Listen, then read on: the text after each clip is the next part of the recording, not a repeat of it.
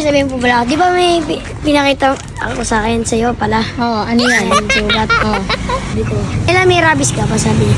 Anong rabies? Sabi niya. Tapos sinasabi ko kasi, di ba nga kinalmot mo? Sabi niya naman, oh, nagulat ako nun. Hello mga mamis, kakadating nga lang ni Kyle at ng daddy niya dito sa bahay dahil sinundo nga siya sa school. Sakto nga pagdating nila, dumating nga yung parcel ni Kyle dito. Tinatawag ko nga siya dito pero biglang umalis kaya naman kinuha na nga ng daddy niya yung parcel niya. Order ng order ka. Kaya nga eh. Pulot na yan.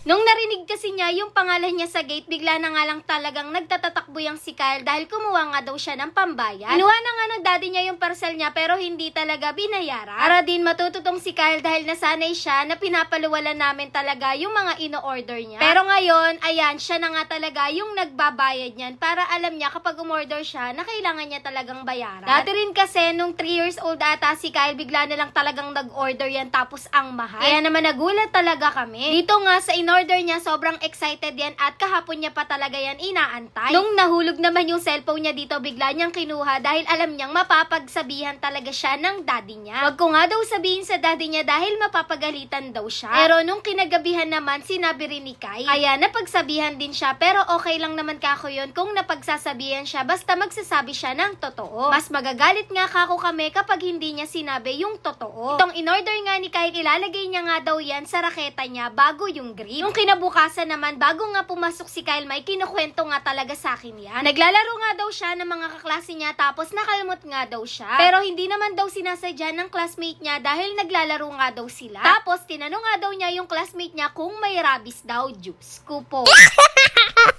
Tapos, umuon naman daw yung kaklase niya tapos binawi din daw. Dati daw nakagat ng pusa pero hindi naman daw nagpasaksa. Alam nyo, grabe talaga, tawang-tawa ko dito pero pinipigilan ko yung sarili ko. Paano ba naman kasi seryoso nga na kinukwento sa akin ni Kyle yun? Si Kyle kasi nung naapakan lang siya nung aso namin dito sa bahay, takot na takot talaga yan dahil may konting pula. Pero complete naman sa vaccine yung mga aso dito sa amin. Pero pinavaksinan pa rin namin si Kyle para ma-sure at safe. Kaya pag nakakalmut yan, yun kagad ang tanong niya, Diyos ko po. Tawang-tawa talaga ako kahit sa kaklase niya, sinabi niya yun. Bali, nung pagkasundo naman namin sa kanya nung hapon, pumunta kami dito sa Dunkin. Medyo late upload na din pala talaga to dahil nung Valentine's pa nga to. Kita niya nga dito yung Dunkin pillow, kaya naman ito, kinuha na nga kaagad nila ni Stanley. Pero hindi sa kanya yan, kay Stanley talaga yan. Tapos, kailangan makabili ka ng 2 boxes na donut yata, ganon. Kaya naman para makuha nila yon, bumili nga sila ng Dunkin Donut. Gutom na nga daw siya, kaya naman pumili na rin siya dito ng gusto niyang flavor ng donut. Pagka-uwi naman sa bahay, nagulat ako dahil meron ngang dala dito sa akin si Kyle nung kinabukasan naman na to. Binigyan niya nga din talaga ako dito dahil alam niya nga na gusto ko to. Medyo late nga lang daw to pero kaya pa naman daw dahil kahapon nga lang daw yung Valentine. Wow.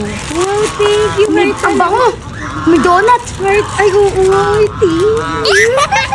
Akin na pa. Tuwang-tuwa nga ako dahil ito yung binigay sa akin ni Kyle dahil yung daddy naman niya ay may binigay sa akin. Trendy nga daw to tapos nagandahan si Kyle at yan daw yung malaking puso niya na ibibigay niya sa akin dahil sobrang love niya nga daw ako. Medyo kinabahan talaga ako dito ng very light. Kasi baka mamaya may sabihin si Kyle na gusto niya. Diyos ko po. Nakakatuwa lang kasi palagi talaga akong naaalala ni Kyle. Tanong ko din naman siya kung saan galing yung pinambili niya dito. Yung binibigay nga daw sa kanya ng daddy niyang baon. Pag may natitira nga daw siya sa school, nilalagay niya daw yon sa may bote ng alkansya niya. Hindi ko nga sa kanya papalitan ko na lang pero ayaw naman niya. Feeling ko talaga may ipapabili to. Diyos ko po. Nung kinabukasan naman, wala nga pasok sila Kyle kaya naman ginawa ko na nga lahat ng dapat i-edit ko dahil ang dami ko na rin talagang pending dito. Yun lang. Thanks for watching. Bye-bye.